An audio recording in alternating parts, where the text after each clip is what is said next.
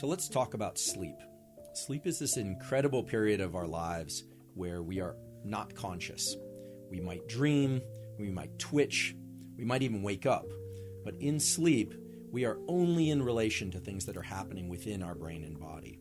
Outside sensory experience, in most cases, can't really impact us. And yet sleep is this tremendously important period of life because it resets our ability to be focused, alert, and emotionally stable in the wakeful period. So we can't really talk about wakefulness, focus, motivation, mood, well-being without thinking about sleep. And that's why we're devoting this entire month to the discussion about sleep. But we also can't talk about sleep and think about sleep without thinking about wakefulness, because it turns out that the period that we call sleep and the period we call wakefulness are tethered to one another. What we do in the waking state determines when we fall asleep, how quickly we fall asleep, whether or not we stay asleep, and how we feel when we wake up the next day. And today we're going to talk mostly about how to get better at sleeping. And the reason for starting the conversation that way, as opposed to just diving into a lot of biology about sleep, is because, first of all, there's a lot of information out there already about the biology of sleep. But I think that by now, most people are aware that getting a really good night's sleep on a consistent basis is critically important. But most people don't know how to do that. In fact, I'm guessing that very few of you out there are consistently getting 7 to 9 hours of really terrific sleep, waking up feeling rested, like you're ready to attack the day, and being able to go through the day feeling focused and alert without dips in energy or focus. So if you're like most people, which includes me, you have some challenges with sleep, at least every third or fifth night or so, and maybe even more often. So what determines how well we sleep and the quality of our wakeful state? Turns out that's governed by two forces. The first force is a chemical force. It's called adenosine. Adenosine is a molecule in our nervous system and body that builds up the longer we are awake. So if you've just slept for 8 or 9 or 10 really deep restful hours, adenosine is going to be very low in your brain and body. If, however, you've been awake for 10, 15 or more hours, adenosine levels are going to be much higher.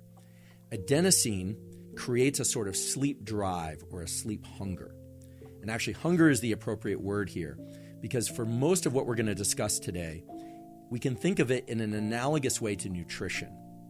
Your nutrition and how well you feel after you eat certain foods, your overall level of fitness and your cellular health and your heart health isn't governed by any one food item that you might eat or not eat. It's governed by a number of different factors: how often you eat, how much you eat, which items you eat, etc., and what works best for you.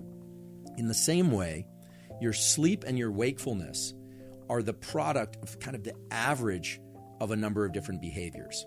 How long you've been awake is a key one because of this molecule adenosine.